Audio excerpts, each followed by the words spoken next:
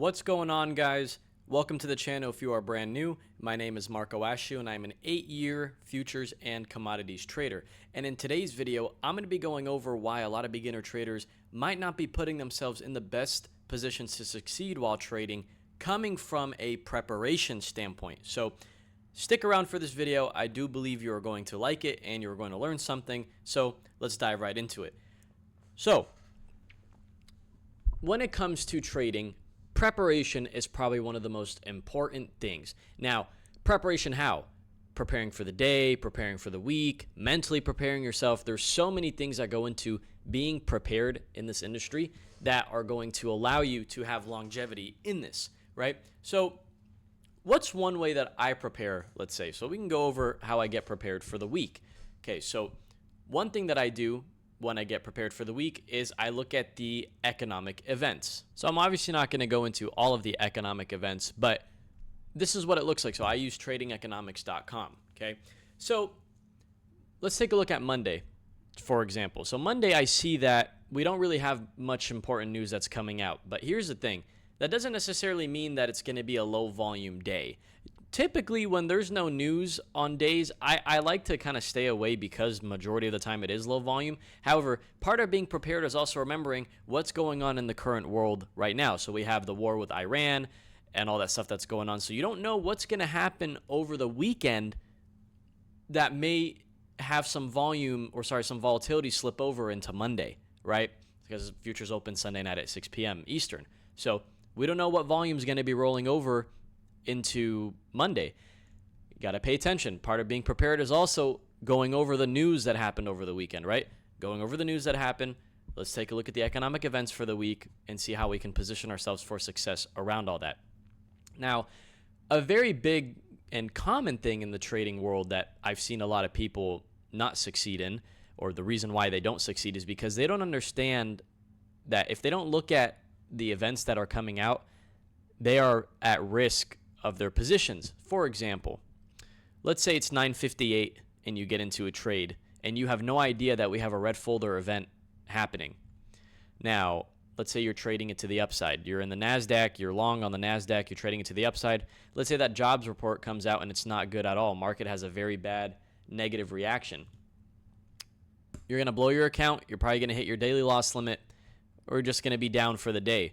Well, you would have known that, you would have not been in that position if you would have known that we had the job openings. Or let's say you swing a position overnight and before the market opens, you have retail sales and a bunch of other, jobless claims on Thursday, right? NFP numbers that come out. Like, you swing these positions and you don't know that there's news coming out the next morning that can affect your trade. So you need to know what economic events are being reported. You just have to know that. They play such a big role in the positions that you may have in the market. You got to know. Personally, for me, part of being prepared is like, let's say I take a trade at 9:35, 5 minutes after the market opens, I get my setup, and oh crap. Okay, 5 minutes before the market, 5 minutes after the market opens, I get my setup, and I'm ready to trade. Okay, I'm in the trade for 20 minutes. It's now 9:55 in the morning. I get out of that trade for a profit. I'm done for the day. Okay. But we have news that comes out at 10 a.m. I'm already out of the trade. I already took my trade and I don't give a shit. I'm done. I'm going to watch to see what the market does to those other beginners that are entering the market and possibly about to get fucked. Okay. That's what I do. The only time I will ever be in a trade when numbers are about to come out is if I'm already decently in profit on the trade, but it just has not hit my target yet. And honestly, majority of the time, I'm already out of the trade before that happens. I'll just take my profit and run. Personally, I don't like to stay in when news comes out. The candles start wicking up and down, and it's just not something that I really want to be a part of, to be honest with you. So trade around it. Position myself around it, not with it. Okay, I want to be around all that stuff. I don't want to be participating in low probability shit personally. Okay, so always stay up to date with the news. For example, you could take a look here. I mean, it tells you everything that you need to know. You could see the trends in the economy. If you know how to read this data properly, then you know how to build a thesis out of it, right? So that's that when it comes to preparation for the week when it comes to news. Now, another thing that I do want to make note of is I also pay attention to the earnings reports. However, the earnings reports are only going to be important to me if I'm trading NASDAQ futures. Because sometimes, for example, let's say Microsoft is reporting reporting earnings Wednesday after the close. Let's just say.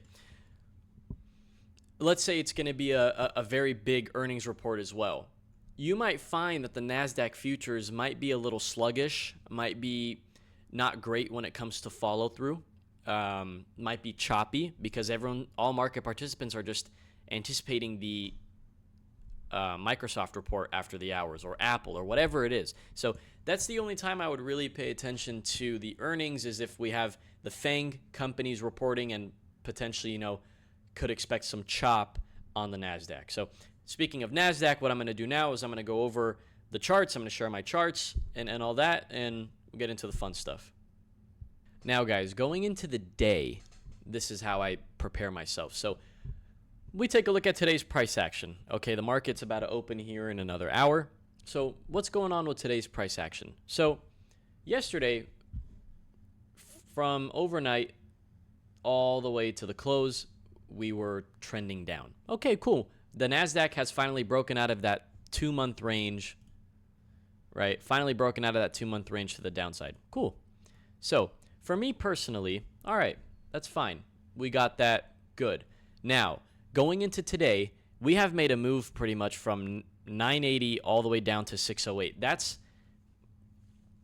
almost a 400-point move down on the NASDAQ. You are not going to catch me trading this today. You're just not, because 2 reasons. Number one, I don't want to be the jackass that buys the market down here hoping to catch a falling knife. That's not going to be me. Second, I'm not going to chase it to the downside, because you have to also ask yourself, ask yourself and the market, what am I asking from it? What are you asking out of the market? Okay, if you short down here at like 625 and you just want to scalp to 600, yeah, that might work, but I'm not here to scalp those little 25-point moves. I like 75 to 100-point moves. That's what I like. Am I really going to get that out of the market? I might today. But probability pretty low, because ATR is already at 73%. Probability is really low. And I can honestly see the market today chopping and being sideways, because from my experience, every time the market has had a very volatile overnight, or when the move happens overnight, typically the New York Open tends to be pretty shitty. And you can see that here. I mean, look, you had this crazy news candle, and then you can just see it's kind of sideways. No levels to really trade around. I mean, I wouldn't touch this personally, and I don't remember touching it at all. And again, just every time the market has had a lot of volatility overnight, it doesn't really sit like, I don't know. I just don't like it. You can see right here a move from 25,000 all the way down to 350. Okay, that's almost a 700, 800-point move. You can see the market obviously has no follow through here after this low. You can see the market has no follow through to the downside here. You're not going to catch me shorting this. Now, yeah, you could have shorted up here and got the move down. I don't remember what happened that day, but I would much rather short up here than down here. A lot of people like to get in before the lows and just scalp these little breakdowns and breakouts. That's not going to work when you're down 700, 800 points. Okay, that's just not going to happen. So again, I digress.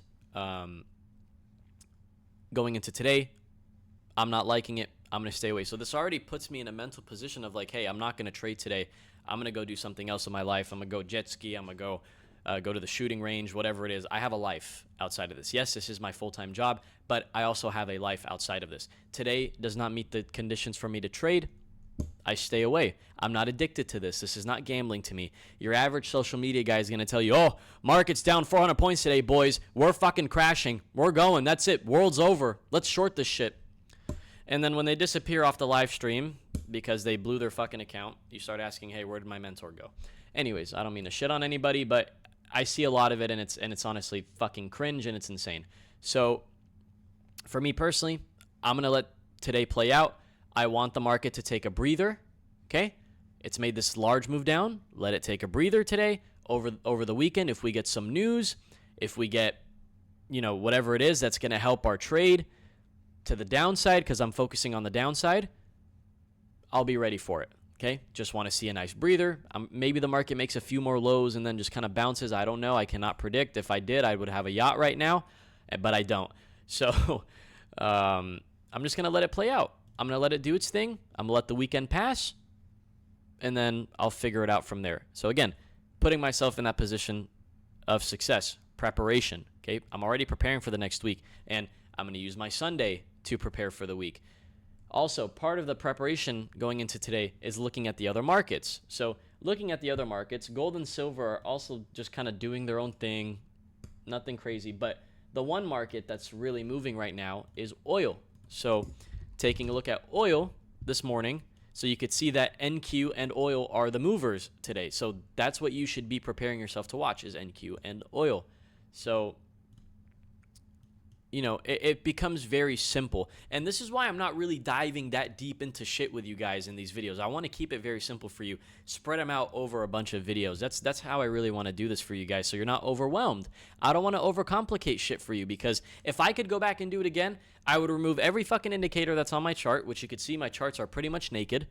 I would be prepared the proper way and treat this like a professional. If you're not treating this like a professional, you're not going to succeed. I'm just telling you right now, you're not going to succeed. You have to treat this like a professional. Don't fucking sit there and be like these guys on the internet that do this for attention. Please, it gives me headaches. Think of it like a job. Imagine I was your boss, or you have a boss that's breathing down your neck for every decision that you want to do when it comes to trading. You're going to take this seriously, aren't you? Okay, then. So start acting like that, right? So that's pretty much, what goes into the preparation standpoint. I mean, I can go on for hours. Honestly, I can go on for hours about preparation. But another thing that I do want you guys to remember is that this is like 80% psychology and 20% real execution. Because when it comes to execution, you should already know where you're getting in and where you're getting out. But the other part of the trading psychology that I would like to go into is, how are you mentally preparing for the day? Personally, I don't eat breakfast.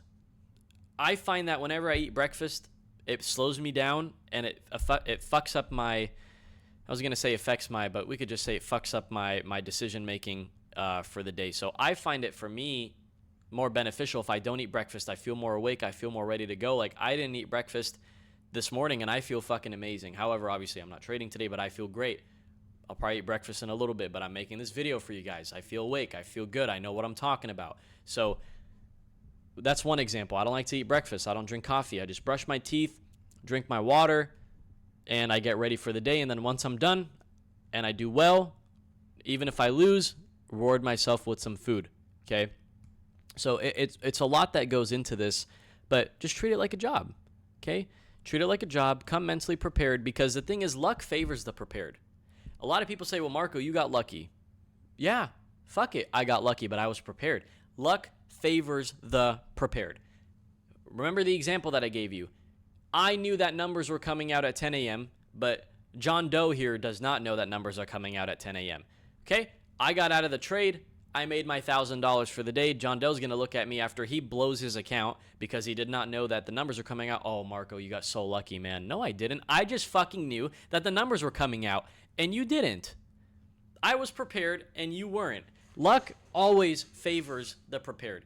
It's that simple.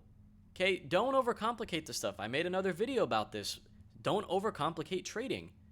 It's not that, it's really not that complex. Yes, it may be complex to the beginner, but just the process of things is really not that complex. When you overcomplicate shit and put 500 different things on your chart, you're not prepared.